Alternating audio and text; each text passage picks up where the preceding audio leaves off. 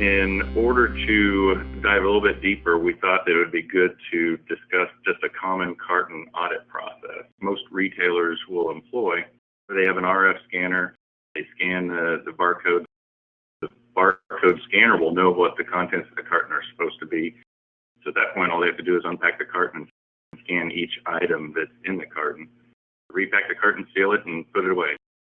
What you see on this next screen is an example of an audit.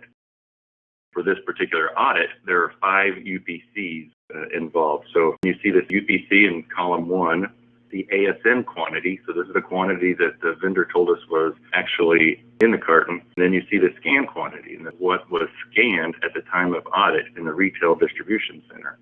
Errors is the difference between the scan quantity and the ASN quantity. And the comment is the type of error that existed. So if we look at the first UPC, we see that the ASN quantity was 0. So the scanner scanned 3 items that were not on the ASN. The comment there is it's unexpected. The next line, everything is fine. Scan quantity was equal to the ASN quantity, both 3. The third line down, the ASN quantity is 3 and the scan quantity is 2. So the error is 1 and I'm short. The fourth line down, they're 1 over. And then finally, in the last line, the ASN quantity is 3, the scan quantity is 0. This is an example of a UPC that was not shipped. So ASN had 4 UPCs on it. The audit had 4 UPCs, but there were 5 in the results of the audit because it included a UPC that wasn't shipped and it included a UPC that was unexpected. We're going to use this carton to try and demonstrate how that can affect the inventory at a store location. The ASN quantity is the quantity that the retailer will book into inventory. And this becomes an issue because the scan quantity is going to be what they're going to put on their shelf. And we're going to pretend that in this example, the inventory system is identical to the physical items in this store. So there's 0 items in the first one, and there's 2 of each of the others. In the blind receiving environment, the retailer will book the items on the ASN. So the new system count in the retailer's inventory will just add those items to the system count that was previously there. So for the last 4 items, the inventory system at the retailer thinks that there's 5 each in stock at the store.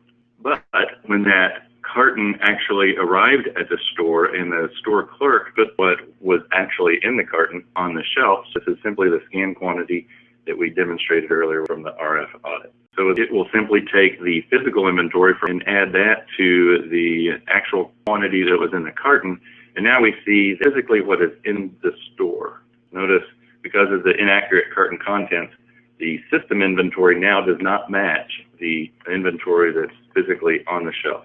So one thing to note in the retail environment, retailers use a simple process called order points and order levels. So an order point is the point that when a system inventory gets down to that order point, then it'll automatically generate an order level to replenish that inventory back to where the order level should be.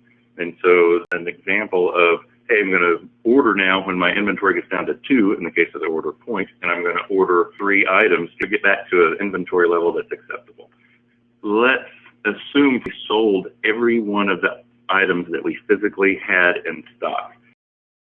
So our new store physical inventory is now 0, but our new system inventory is not 0. Item 1, the system inventory is -3. Meaning they sold 3 things that didn't exist. Line 3, notice that the system inventory is still 1. Line 4, system inventory for that item is -1, and then the system inventory for the final item is 3.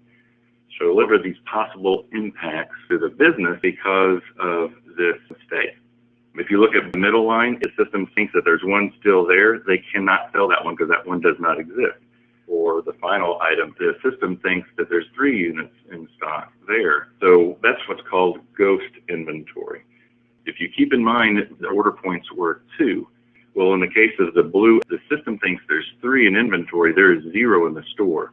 So they cannot sell an item to get the 3 to change to a 2 to automatically generate a reorder. So in this case, there's none in the store and none will ever be ordered.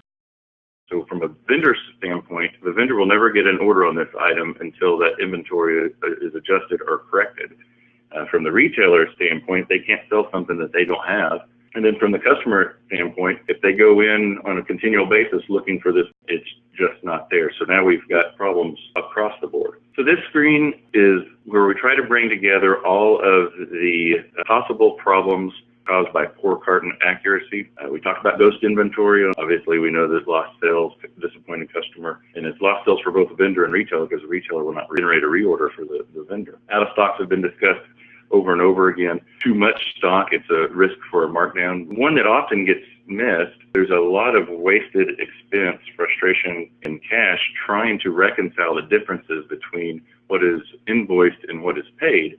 And then for retailers that actually do perform audits, often identify items that were not shipped and that those cause problems in the distribution center, and there's expense and lost sales associated to trying to track down or get resolution to those troubles.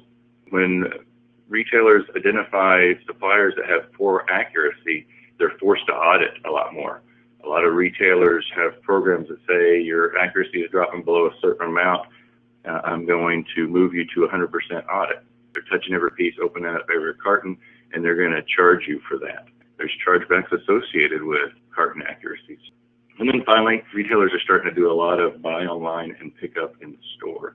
Well, imagine if you buy something online, go to the store, and the retailer tells you that they can't find it or they don't have the product. So it's very frustrating from a customer standpoint. And certainly those are one of the things that we really want to try to avoid if